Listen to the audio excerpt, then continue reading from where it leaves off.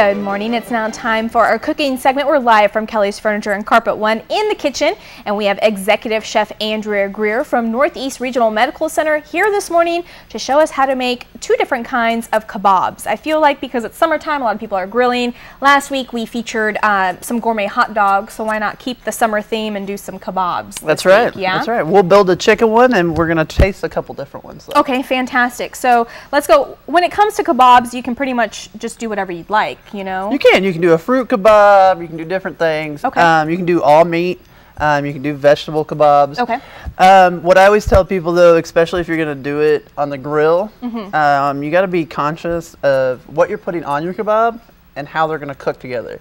So some people put potatoes and things like that, but you need to pre-cook your potatoes. Not all the way. Right. You want to cook them about halfway and then put them on, because otherwise by the time your meat's done, your potatoes won't be, and you know. Right. So you want everything to be done at the same time. Okay. Is the idea. All right. So right here, you said we're going to build one. Are we doing a chicken one? We are going to do a chicken one, yes. Now, is there an art to stacking a kebab, or is it whatever you feel like? Whatever you feel like. Okay. You can go with a pattern. You don't have to. It's Right. kind of up to you. And you just mentioned about, making sure, depending on what ingredients you use, to, maybe pre-cook some of it. Now, when it comes to vegetables, do you want to pre-cook them as well, or do you want to put them on raw? Yeah, you can put them on raw. Okay. All I would say is, whatever meat you're using, make sure you season it the night before. Put it, or like chicken, put it in the brine, put a nice seasoning on it. Because if you're going to put it onto a grill or into an oven, it's going to dry out. Okay.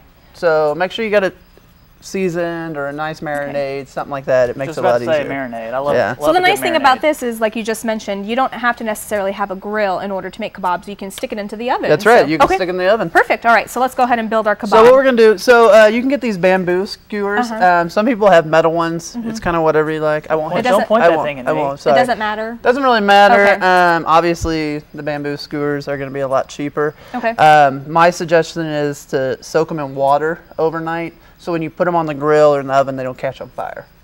Good to know. That's a random tip Learn of the day that the for hard you. way. Yeah. Yeah, learn that the hard way. So here we have you already pre-seasoned yeah, your we chicken. pre-seasoned the chicken. We'll just stab it through and go through, and then we'll grab a bell pepper. Some bell peppers and some onions. And some onion. And Okay. we'll put another one on. And you can do however you like on it.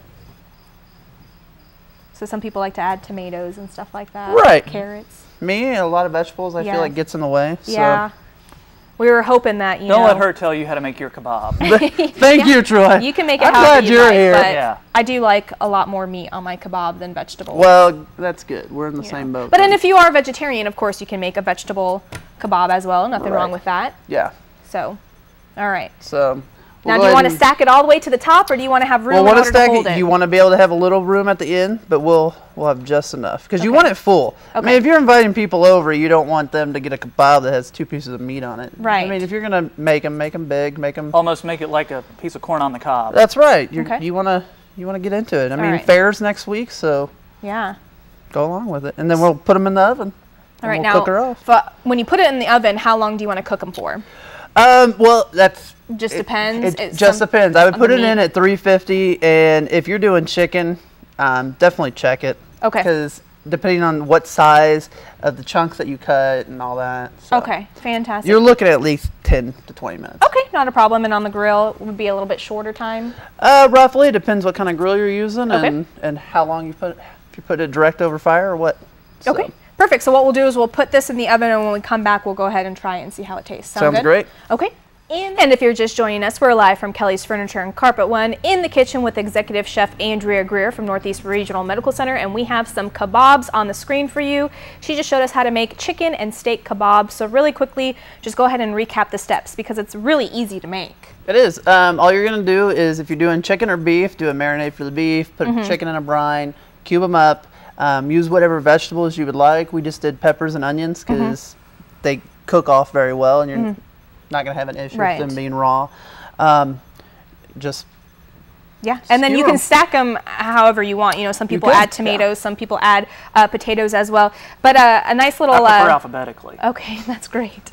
But you also did a nice little tip that I didn't know, that there's bamboo skewers and metal skewers, but if you use the bamboo, to soak them in water first. Yeah, you want to soak them in the water for about at least 20, I would say overnight. Okay. The idea behind that is so when you put them in the oven, or especially on the grill, which most people do kebabs on the grill, they don't catch on fire. Okay, fantastic. And you said depending on the type of meat and everything like that, how long you'll cook them in the oven or on top of the grill. Right, you want to do, you know, depending on how you like your steak. Me, I could put it in there for 10 minutes at 350 and pull them out. Chicken, obviously, it's going to be 10 to 20 minutes. I mean, you want to check them, and you want to find the biggest chunk and check that. All right, so are you ready to try? Go for it. Born ready. I'm going to go for the steak. I guess that leaves me with the chicken. I mean, we can share after the break, so.